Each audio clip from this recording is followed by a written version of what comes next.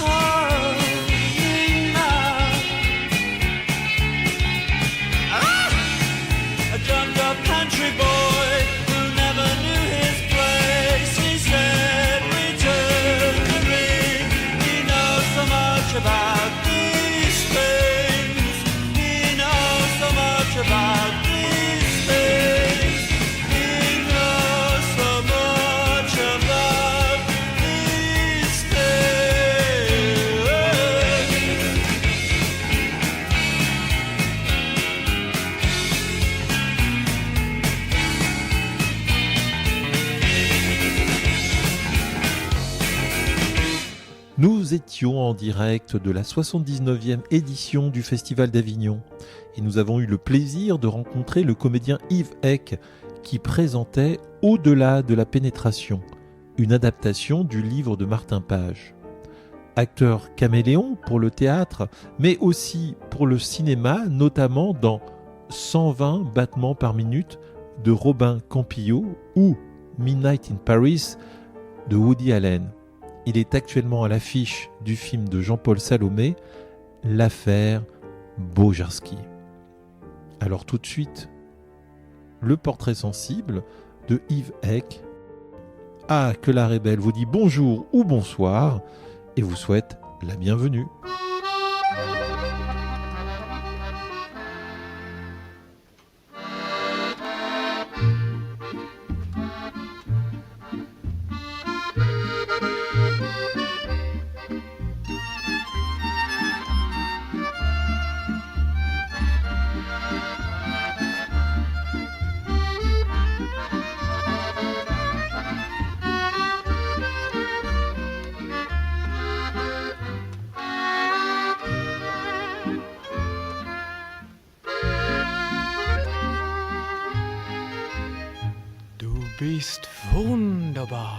Du bist wunderbar. Schon im ersten Jahr warst du wunderbar. Und im zweiten Jahr bist du mehr sogar. Du bist wunderbar, wunderbar, wunderbar. Du bist sonderbar, du bist sonderbar. Schon im ersten Jahr warst du sonderbar. Und das steigert sich von Jahr zu Jahr. Heute sonderbar, morgen wunderbar. Erst ein Liebespaar, dann ein Hochzeitspaar. Bei der Scheidung, da sag ich sogar, du warst trotzdem wunderbar. wunderbar.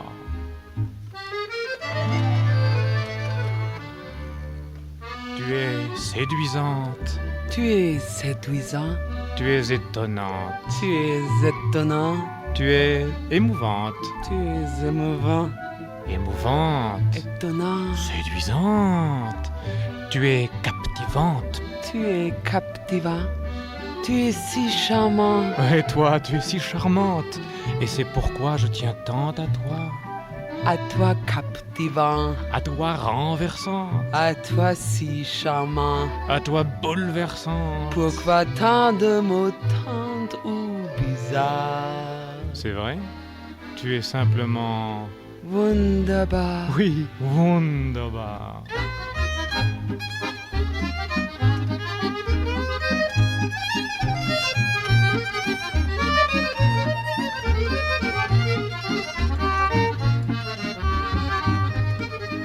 Du bist sonderbar, du bist sonderbar. Schon im ersten Jahr warst du sonderbar. Und das steigert sich von Jahr zu Jahr. Heute sonderbar, morgen wunderbar. Erst ein Liebespaar, dann ein Hochzeitspaar. Bei der Scheidung, da sag ich sogar, oh, du warst trotzdem wunderbar. 1, 2, 3, tu Ouais. veux que je... Non, teste c'est un bon, petit c'est peu bon, Non, c'est bon. pour Je vais toi. mettre comme ça, j'aimerais mieux comme ça. Alors, nous nous retrouvons au Festival d'Avignon. Alors, je vais me trouver avec un invité, mais d'abord, je vais demander où nous trouvons-nous ici, dans ce lieu-là. Là, on est au cloître Saint-Louis, le lieu du Inn.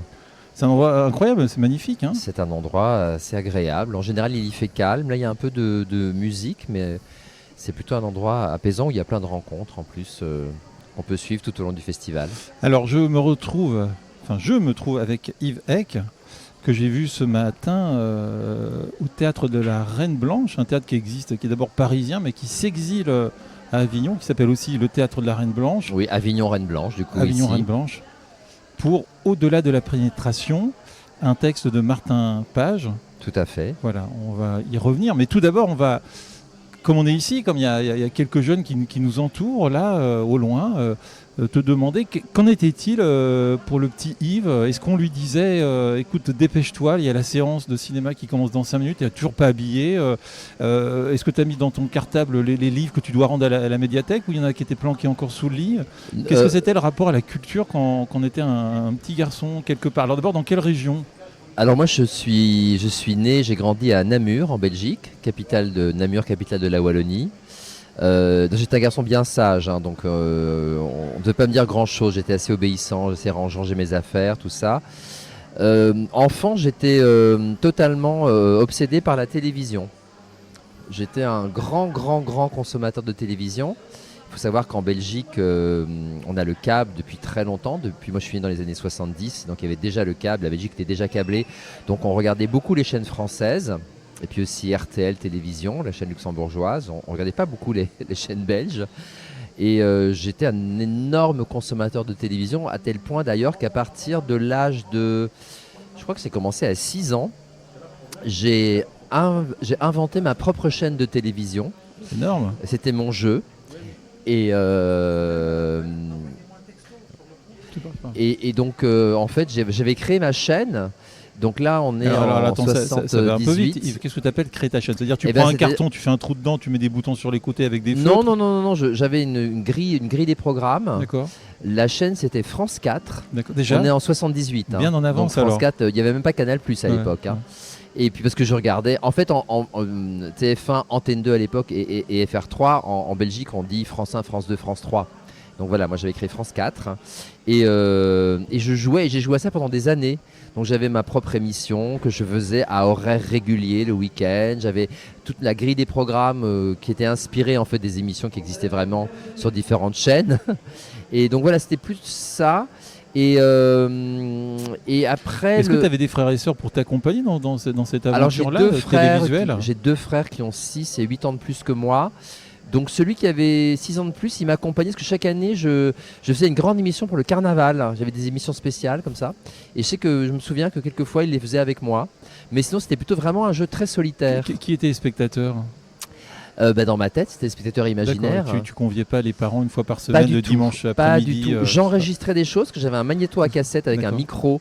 Donc des fois, je faisais des émissions extérieures. Donc j'allais dans les bois, à côté de la maison, puis je faisais des émissions. J'enregistrais avec mon micro et donc il y avait uniquement la voix, mais moi j'imaginais qu'il y avait aussi les caméras, tout ça. Pareil, qu'on partait en vacances en Espagne, je faisais des émissions depuis l'Espagne, en direct de l'Espagne. C'est intéressant. Je vais beaucoup dans ma tête. Non, c'est intéressant parce que, ayant vu le spectacle au-delà de la pénétration tout à l'heure, qui a différentes formes, il n'y a pas qu'une seule forme, il y a au moins 3 formes avec des interventions extérieures. Voilà, des voix off, des voix de femmes, voix de femmes par rapport à de manière chose un peu explicite, quoi, qui est un peu différent du texte, qui est assez théorique. Et puis après, il y a le dans le texte, c'est toi qui prends le pouvoir et qui donne ton avis un peu plus véhément sur la pensée des choses. Là, quand même. C'est pas mon avis, c'est le texte, c'est Martin Page. C'est le texte de Martin Page. En fait, il y a une rupture. Voilà. Mais c'est intéressant parce que tout mélanger, si on fait un checker de tout ça, c'est un peu certainement ce qu'on devait déjà écouter. Je sais pas. Là, j'avoue, j'ai du mal à faire le lien quand même. D'accord. Bon, en tout cas, moi, je diffusais plutôt du Chantal Goya et du Dorothée. Tu vois, je faisais des émissions de variété. Tu passais des disques et tu enregistrais en même temps là. Exactement. Tu m'avais pas dit qu'il y avait en plus toute une partie. Je faisais beaucoup des jeux, des choses comme ça. Qu'est-ce qu'il y avait à gagner, Yves ? Je me souviens plus. À part le voyage en Espagne chaque année pour partir en vacances avec mes parents et moi et mes frères, je sais plus trop. Honnêtement, je me souviens plus bien. D'accord. Donc, alors, alors, on partait en Espagne. Est-ce qu'on allait dans des musées ? Pas du tout. Non. L'Espagne, c'était, non, l'Espagne, c'était la plage. Quand il faisait mauvais, donc ça arrivait. Parce qu'en fait, je suis allé avec mes parents, j'allais toujours au même endroit en Catalogne. Où c'est en Catalogne ? À la Escala. J'y suis allé pendant 15 ans. C'est au-dessus C'est au-dessus de Barcelone. De Barcelone, au nord de Barcelone. Ah, donc c'est pas loin de Rosas. De Rosas, voilà. D'accord. Oui, okay. Et donc, quand il faisait mauvais, on allait éventuellement se balader un peu dans la région. Mais mes parents sont originaires d'un village de germanophone de Belgique et ils n'allaient pas dans les musées, ils nous emmenaient pas dans les musées. Est-ce qu'il y avait des livres quand même à la maison ? Est-ce qu'il y avait Alors moi j'adorais lire, ouais. Moi je lisais beaucoup, je lisais beaucoup de BD. D'accord. Est-ce qu'il y a des œuvres qui ont été pas déterminantes, mais en tout cas qui alors oui, un souvenir profond ? Oui, j'ai été très très marqué par les livres de Pagnol, Le Château de ma mère, La gloire de mon père. Je crois que je les ai lus plusieurs fois. Plus jeune, je lisais La Bibliothèque rose, Oui, tout ça, La Bibliothèque verte. Mais vraiment, Pagnol, d'ailleurs, je me suis toujours dit qu'il faudrait que je les relise parce que je les ai lus au moins 2 ou 3 fois ado. Plutôt, peut-être la première lecture, je vais peut-être avoir, 11 ou 12 ans. Mais je me souviens du voyage que c'était. Je me projetais complètement dans ce petit garçon d'une autre époque, puisqu'il partait, si je me souviens bien, il partait presque à pied en vacances ou en train, je ne sais plus très bien. Je me souviens d'espèces de longues pérégrinations. Et c'est un livre qui m'a beaucoup marqué, mais je lisais des contes, je lisais beaucoup. D'accord. Alors, je lisais beaucoup, c'est-à-dire que ces livres-là, tu les trouvais où ? Alors comment j'ai découvert Pagnol ? Alors il y avait une bibliothèque paroissiale, où j'allais beaucoup emprunter des BD. J'ai même travaillé comme bibliothécaire ado là-bas pour aider. Je suis incapable de te dire où est-ce que j'ai déniché Pagnol. Je sais pas du tout comment Et après, sinon, la Bibliothèque rose, la Bibliothèque verte, c'est des choses qu'on avait. Je pense que c'est des livres qu'avaient mes frères avant. On avait aussi tous les Tintins, par exemple, les Oui, tout ça, je pense qu'on les avait et je les ai lus parce que voilà, ils étaient dans la bibliothèque de la maison, la bibliothèque pour les enfants. Mais voilà, et puis le théâtre, les premiers souvenirs de théâtre, c'est vraiment très très petit. Je pense à l'école maternelle, on a vu faire un spectacle où j'ai un vague souvenir où j'attendais désespérément que ma mère soit là elle n'est pas venue parce qu'elle travaillait. J'ai un souvenir comme ça très, très presque psychanalytique. Comme souvenir celui-là. Mais après, sinon, je me souviens très bien que justement dans la salle paroissiale, ils avaient monté La Mélodie du bonheur, la comédie musicale donc, avec les moyens du bord. Et moi, je devais avoir peut-être 10 ans quand je l'ai vu et ça m'avait fasciné. J'avais trouvé ça absolument magique. Et excuse-moi, je te coupe, mais c'est quand même pas rien parce qu'il y a un chanteur d'un groupe anglais qui vient de Manchester. Toi qui as été à Londres, on parlera tout à l'heure de ton rapport avec l'Angleterre, mais un chanteur qui vient de Manchester, qui vient d'un groupe qui s'appelait Joy Division. Oui. Et Ian Curtis, son chanteur, je ne sais pas si tu connais je connais de nom. De nom, bien sûr. Voilà. Eh bien, son film préféré était La Mélodie du bonheur. D'accord. Voilà, quand on sait comment. Moi, je l'ai découvert en comédie musicale. sur ça. J'avais pas à l'époque que c'était un film, tout ça. Et je sais que j'ai un souvenir magique de ça. Et à partir de ce moment-là, je sais que j'avais envie, j'espérais toujours qu'ils refassent un truc comme ça là-bas. Bon, ça s'est jamais produit. Mais par contre, quand vers l'âge de 14 ans, j'ai appris par une de mes grandes amies qui était pianiste, et pianiste de 14 ans, qui était au conservatoire, à l'académie, comme on dit en Belgique. Et quand j'ai su qu'il y avait une académie d'art dramatique à Namur, du coup, j'ai tout de suite voulu y rentrer. Et on pouvait y rentrer à partir de 14 ans. Et c'est comme ça que j'ai commencé à travailler la diction, la déclamation, parce que c'est des cours qu'on fait à l'académie en Belgique. D'abord c'est diction, déclamation, et puis après, un peu plus tard, art dramatique. Et c'est comme ça que plus concrètement a commencé. Est-ce que mon tu rapport pouvais au théâtre. partager ce goût comme ça pour le spectacle Pardon, j'ai pas. Est-ce que tu pouvais partager ça avec tes camarades de classe? Parce qu'il y a quand même une obsession quand même, de toi depuis l'enfance, et de persévérer, de dire où est-ce qu'il y a une école. Ah, il y a une école là, ah oui d'accord. À 14 ans, donc là c'est vraiment l'école, le conservatoire en parallèle de l'école classique. Mais avant, quand j'avais 10 ans, donc en Belgique c'est la 5e année du primaire, il y a 6 ans de primaire en Belgique, j'ai écrit un sketch avec une de mes camarades, Nadine. On a créé un sketch tous les deux pour une fête pour la classe en fait. Et le sketch a tellement bien marché qu'on nous a demandé de le refaire pour la grande fête de l'école, et puis on a même été invité à le faire dans une autre fête ailleurs. Et donc l'année d'après, donc la dernière année du primaire, j'ai demandé à avoir ce qu'on appelait la salle audiovisuelle à disposition sur le temps de midi, parce que j'avais écrit une comédie musicale que je voulais à destination des petits, vraiment des élèves de première primaire, comme on appelle ça chez nous. Et donc, j'ai casté mes camarades de classe.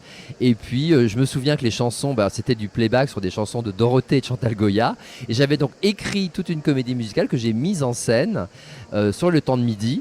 Et qu'on a joué effectivement, qu'on a présenté à tous les élèves, en tout cas avec plusieurs classes d'enfants de 6 ans. Ça fait quel âge ça? Là j'avais 12 ans. 12 ans, incroyable. J'avais 12 ans. Ouais. Incroyable quand même. Hein. J'avais 12 ans et j'étais déjà porteur de projet. Et c'est vraiment un truc que j'avais envie. C'est pas commun quand même. Hein.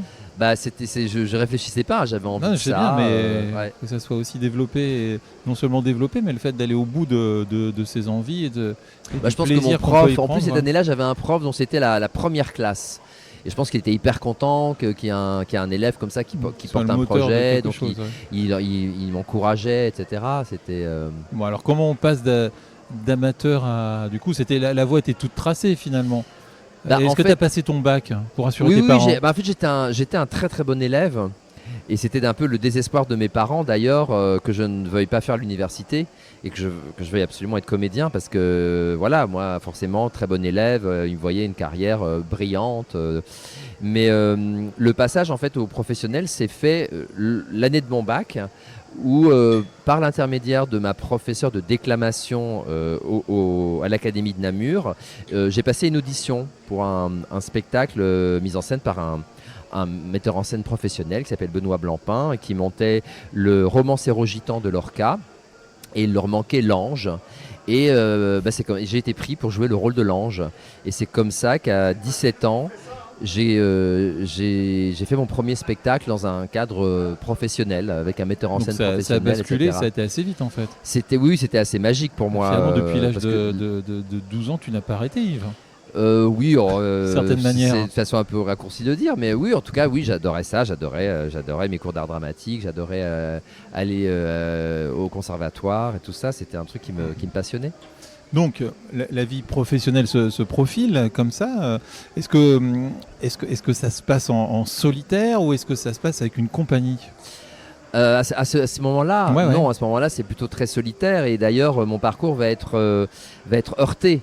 Parce qu'en fait, j'ai découvert, j'avais 16 ans, lors d'un stage d'été, j'ai découvert ce qu'était la mise en scène. C'est vrai que ça peut être un peu abstrait quand on a cet âge-là. Donc j'ai fait un stage de mise en scène, j'ai adoré. Et puis j'ai découvert qu'il y avait une école à Bruxelles qui s'appelait l'INSAS, où on enseignait la mise en scène. Et donc à partir voilà, je sais plus, j'avais 15 ou 16 ans, j'ai décidé qu'une fois que j'aurais mon bac, même si on n'appelle pas ça comme ça en Belgique, j'irais à l'INSAS faire la mise en scène. Et puis voilà, il y a eu ce spectacle que j'ai fait cette dernière année. Et puis j'ai passé le concours. Et le concours il se passe en septembre, et j'ai pas été reçu. J'ai pas été reçu dans cette école. Sans beaucoup, doute comment parce ça que se je passe? Non, manquais tu un peux- peu d'immaturité. Ouais. Enfin, je manquais de maturité en D'accord, fait. C'était ouais. un peu jeune, 18 ans pour faire de la mise en scène. Et là, ça c'était la première grosse épreuve parce que du coup, moi qui depuis 3 ans, 2-3 ans, attendais désespérément de ne faire enfin que du théâtre, on me disait non. Et je me souviens, ça avait été assez traumatisant parce qu'il y avait un des membres du jury, puisqu'il m'avait fait revenir pour me reposer des questions. Il y avait un petit doute quand même, parce qu'il sentait bien que j'étais très motivé, puis que j'avais déjà travaillé en tant que professionnel, tout ça. Et je me souviens que quand ils m'ont annoncé que j'avais pas été pris, il y a un des membres du jury qui m'a dit que j'étais pas fait pour le théâtre, qu'il fallait que je fasse du social. Et ça, évidemment, quand on a 18 ans et qu'on se prend ça dans la gueule, c'est assez violent. Est-ce que quand on fait du théâtre, on fait pas un peu de social quand même, Yves? Certes, mais d'une autre manière. Oui, j'entends bien, ça doit D'une autre effectivement. manière. Ah Mais ben, bon, heureusement, grâce ah. à Benoît Blancpain, ce metteur en scène avec qui j'avais travaillé l'année d'avant. Mais c'est intéressant parce que cette question-là, non, je la pose en fin d'émission. Mais puisque tu abordes un trébuchement, c'est une question que j'aborde tout le temps, que je pose toujours à la fin, mais là on va la poser tout de suite puisque tu vas peut-être en avoir plusieurs où ça trébuche. Et cette question-là, c'est comment on passe, comment on le vit cet état-là. C'est une question, voilà, c'est tiré d'un film d'Andrzej Żuławski, qui est d'origine polonaise, qui parlait très très bien français et qui a fait tourner Marie-France Pissier et Janusz Oleniczak pour La Note Bleue. C'est le dernier jour entre Georges Sand et Frédéric Chopin. Et il fait dire à Marie-France Pissier, qui joue Georges Sand, il lui fait dire « Quand le ciel est vide et que ça m'a fait mal et que je comprends plus rien à rien ». Toi, Yves, comment tu traverses ces états-là? Comment tu es traversé par ces bourrasques-là et comment, Déjà, dans une carrière de comédien, il y en a plein des moments comme ça. Hein. S'il y a des jeunes comédiens qui nous écoutent, qui s'y préparent, hein, parce que là, j'ai évoqué le premier. Après, qui a été très dur, c'est que c'est le concours des grandes écoles nationales, puisque donc là, on fait un saut, mais donc je passe un an à Bruxelles et puis après, je décide de venir à Paris. Et où je vais faire l'école de Niels Arestrup, tout ça.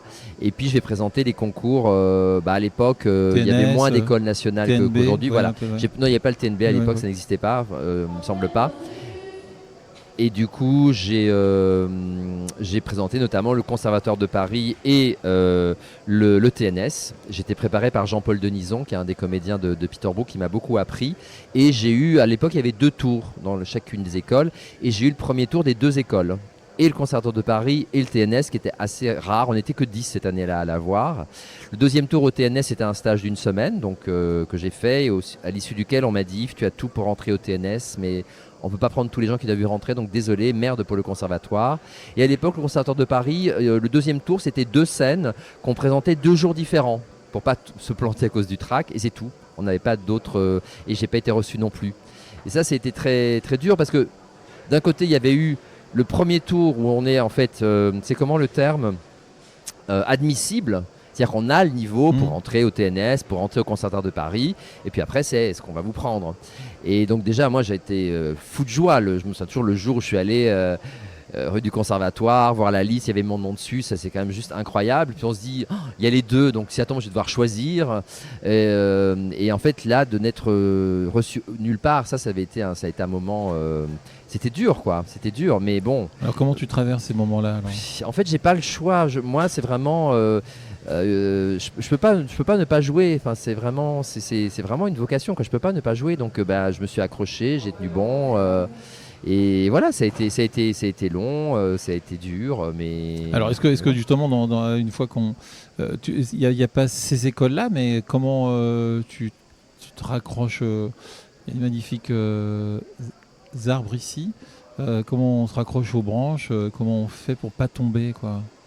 Garder le cap. C'est difficile de répondre à cette question, hein. Parce que, je veux dire, est-ce que tu étais accompagné, est-ce que tu étais, oui. Je veux dire, sentimentalement, est-ce que qui te donnait du courage, enfin, qu'est-ce qui faisait que déjà, la famille était derrière quand même, toi, pour te soutenir, même s'ils étaient loin, parce que c'est quand même changer aussi déjà de pays, de mentalité, de se faire accepter. Déjà, moi j'étais en psychanalyse pendant des années. En arrivant à Paris à l'âge de 19 ans, j'ai commencé une psychanalyse. Et donc ça m'a forcément beaucoup aidé. C'est-à-dire à apprendre à me connaître beaucoup mieux. Ça, c'était une aide importante. Et après, c'est les amis. Je dirais plus que la famille, les amis proches qui sont là, qui croient en toi, qui te soutiennent. Ça a vraiment été, voilà, ça a plus été, je pense, les amis. Après, voilà, il y a des moments très durs, et puis bon, puis on les dépasse. Et puis il y en a d'autres qui sont magiques, qui sont magnifiques. Ouais.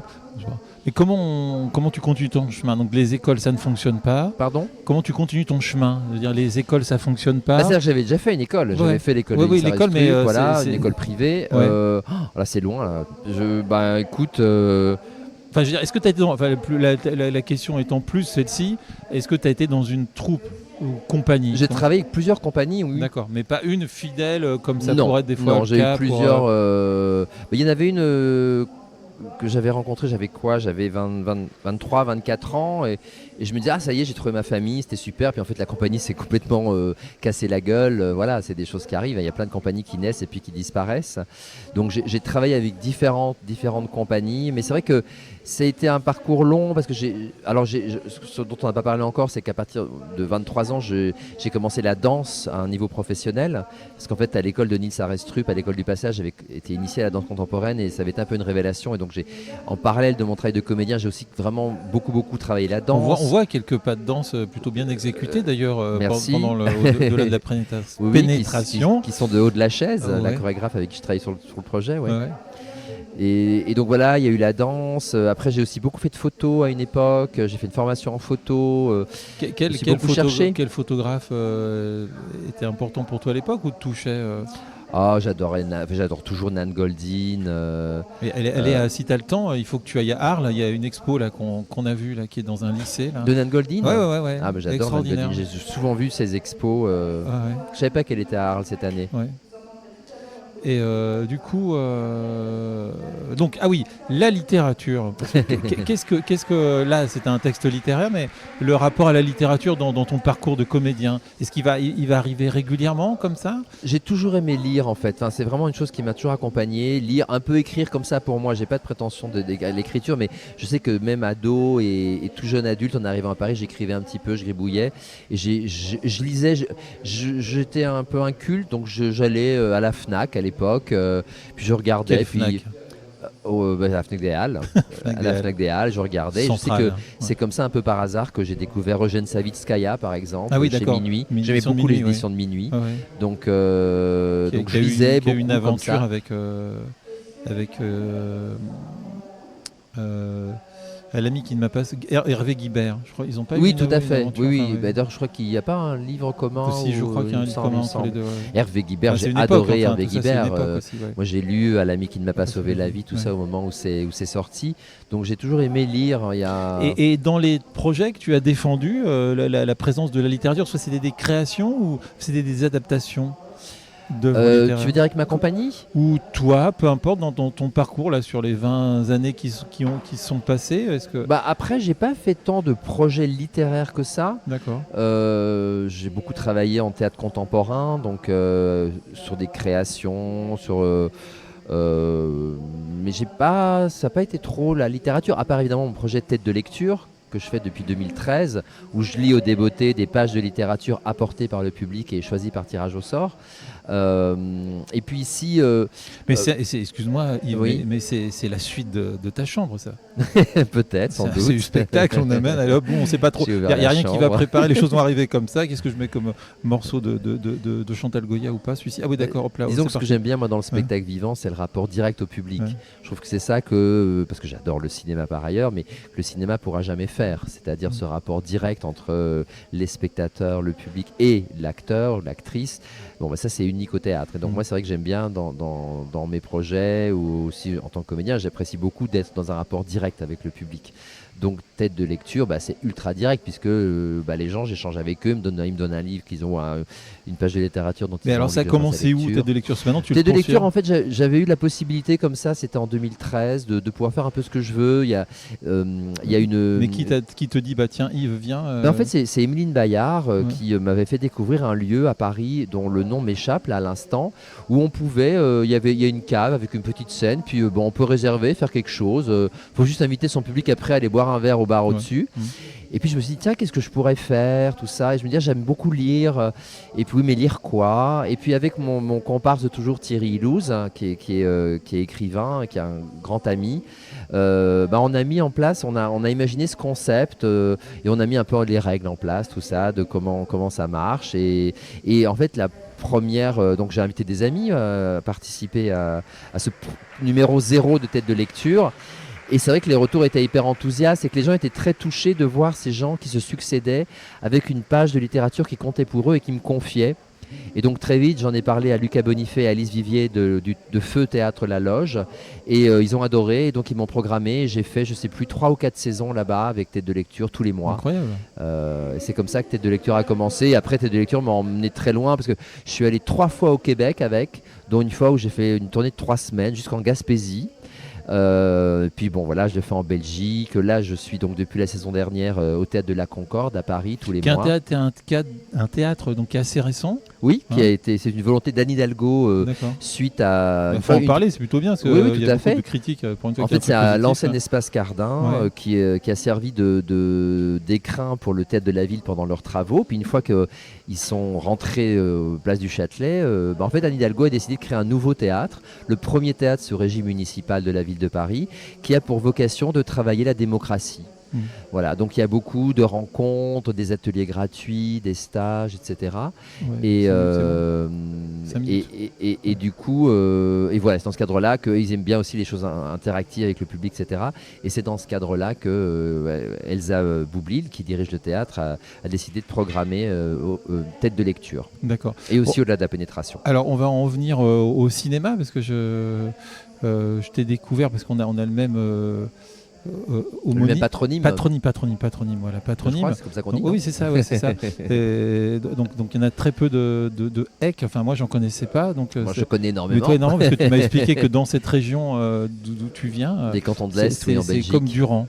Voilà, c'est très très commun là-bas. Alors, c'est un nom allemand. Voilà. Alors, le cinéma depuis l'enfance, jusqu'à ce que ça devienne un jour où tu sois, pour le coup, là, vraiment devant une caméra, là.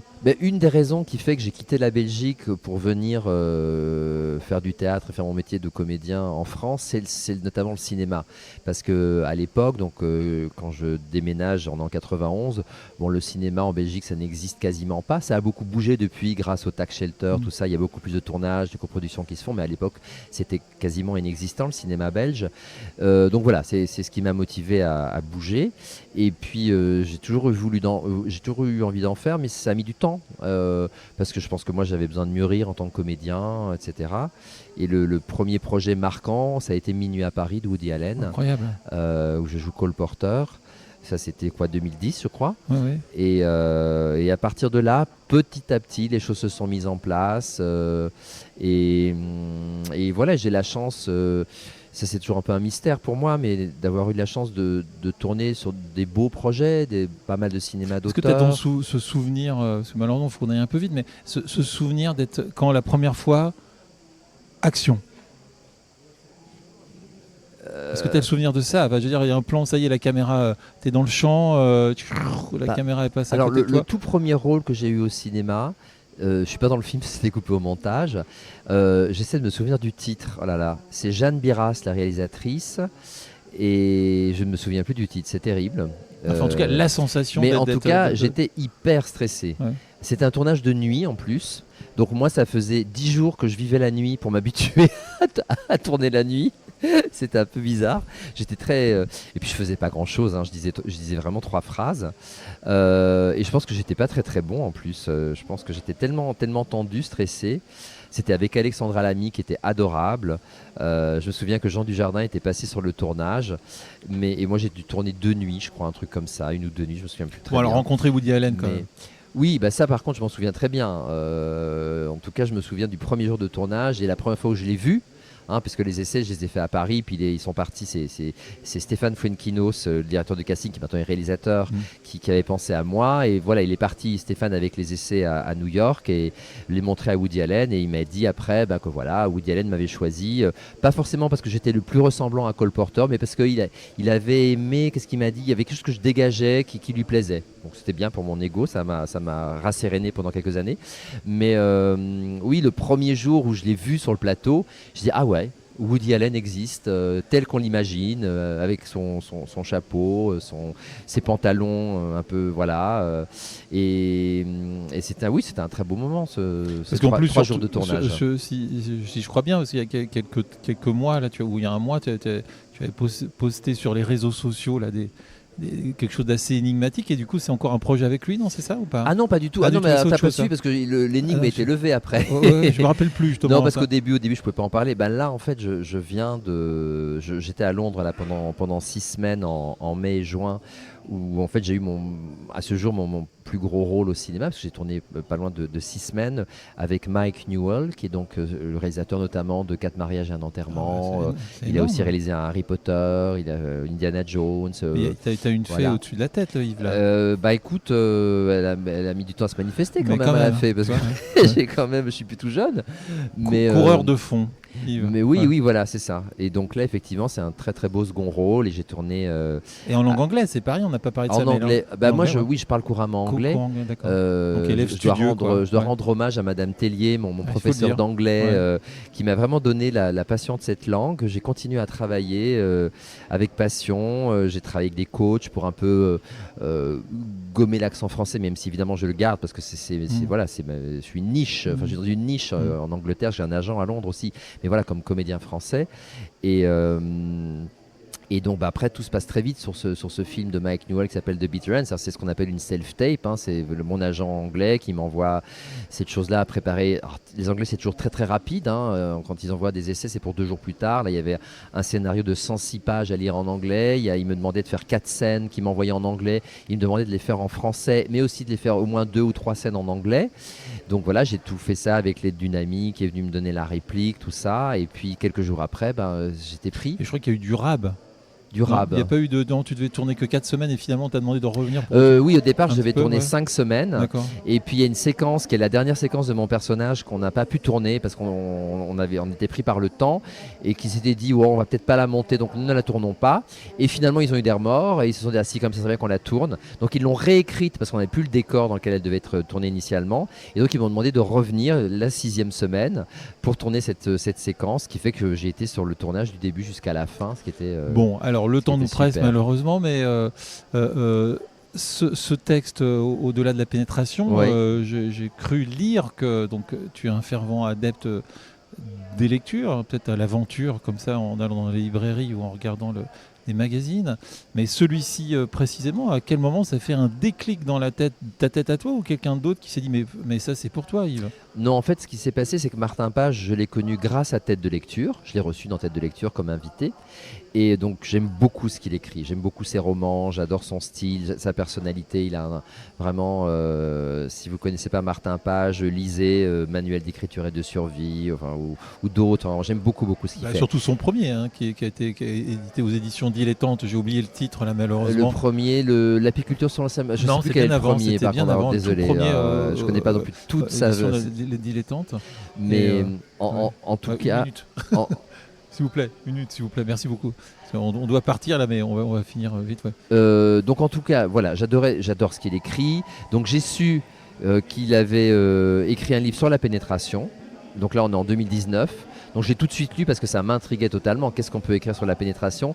Et j'ai adoré en fait comment il déconstruit beaucoup d'idées reçues qu'on peut avoir à la fois sur la sexualité, mais aussi plus généralement sur les rapports humains, les relations humaines. Et très vite en fait j'ai eu l'idée de l'adapter au théâtre, déjà parce qu'il est écrit à la première personne, c'est pas mal oral, et ça travaille à un endroit, moi ça m'avait vraiment ça a changé ma vision de la sexualité et du rapport aux autres, ça l'a enrichi. Moi, et donc je me suis dit en entendant le texte ce matin, il y a des choses qui commencent à se diffuser, tu vois, à infuser. J'espère. Petit à petit, quoi. C'était l'idée, en tout cas, c'était de poursuivre avec le théâtre, de faire passer le message à travers le théâtre. Donc voilà, très vite, je lui ai demandé les droits d'adaptation au théâtre qu'il m'a accordé. Le livre est devenu un énorme best-seller.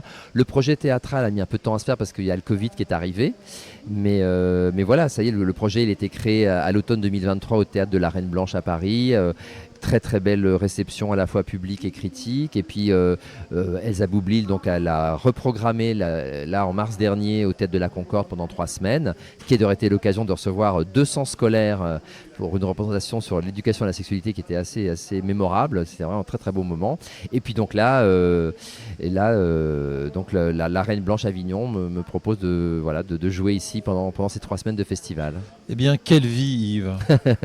Bon, on aurait voulu prolonger un peu cet instant, mais là, il y a un lieu là qui va fermer. Sinon, ils vont nous emmener, ils vont nous mettre dans des caisses, sinon malheureusement.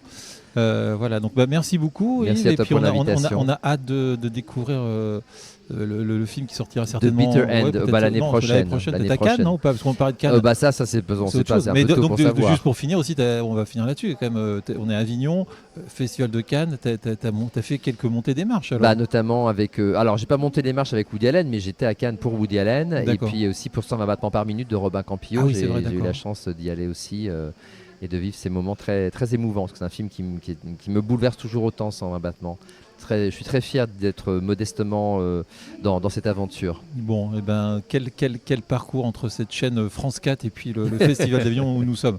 Ok. Merci beaucoup Yves. Merci de rien. Au revoir. Merci.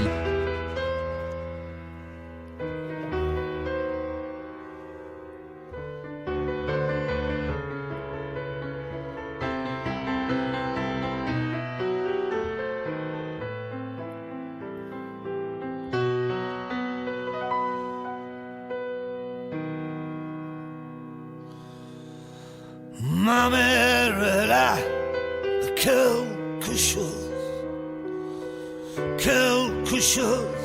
de dangereux, quelque chose d'une allumeuse, quelque chose d'une emmerdeuse. Elle a des yeux qui tuent, mais j'aime ses mains sur mon corps. J'aime l'odeur au-dessus de ses bras. Oui, je suis comme ça. Dans les yeux de ma mère, il y a toujours une lumière. Oh, dans les yeux de ma mère, il y a toujours une lumière. L'amour, je trouve ça toujours dans les yeux de ma mère. Oh, dans les yeux de ma mère, il y a toujours une lumière.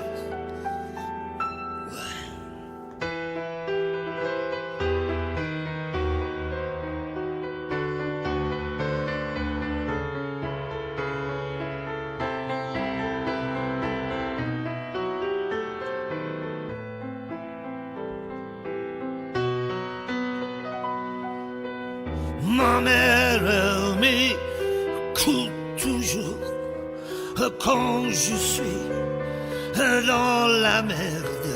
Elle sait quand je suis con et faible, et quand je suis pourri comme une baleine. C'est elle qui sait que mes pieds puent. C'est elle qui sait comment je suis nu. Mais quand je suis malade, elle est la reine du suppositoire. Dans les yeux de ma mère, il y a toujours une lumière. Oh, dans les yeux de ma mère, il y a toujours une lumière. L'amour, je trouve ça toujours dans les yeux de ma mère. Oh, dans les yeux de ma mère, il y a toujours une lumière.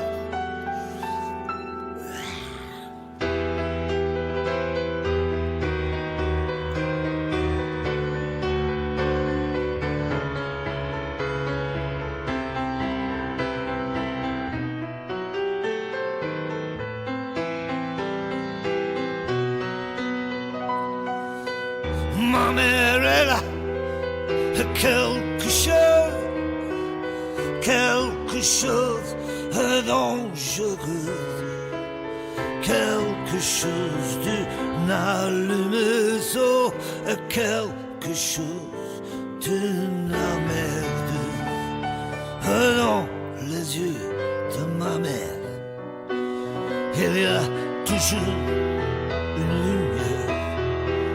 Oh, dans les yeux de ma mère, il y a toujours une lumière. Dans les yeux de ma mère.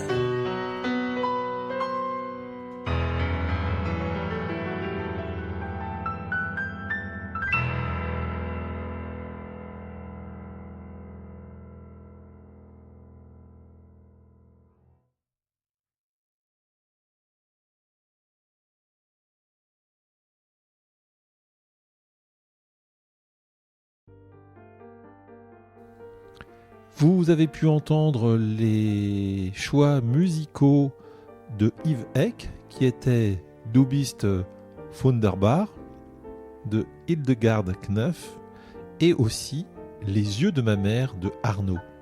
Et puis en introduction, c'était les Smiths avec This Charming Man. Alors, vous pouvez retrouver Yves Ek actuellement au cinéma pour l'affaire Bojarski de Jean-Paul Salomé. Vous pouvez aussi le retrouver dans quelques mois, c'est-à-dire au mois de mars, le 18 exactement, puisque sortira La guerre des prix d'Anthony Deschaux. Et puis au courant de cette année 2026, un film anglais dans lequel il joue, ça s'appelle The Bitter Hand de Mike Nowell. Alors, pour l'entretien, eh bien, c'était Fabien Eck.